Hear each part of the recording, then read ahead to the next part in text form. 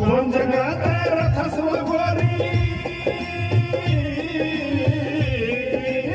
कोण जगात रथस्व गोरी, मन जरा बता. मैं तो मोगरा आऊंगा राजा किला दिखवाजा.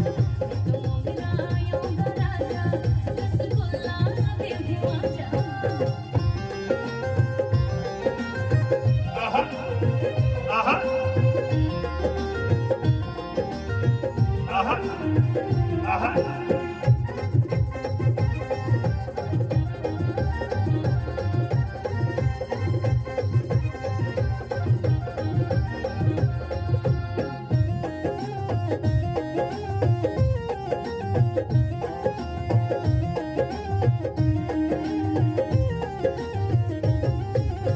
सोन कस्तूर रूप दिखत है, चांदी कस्तूर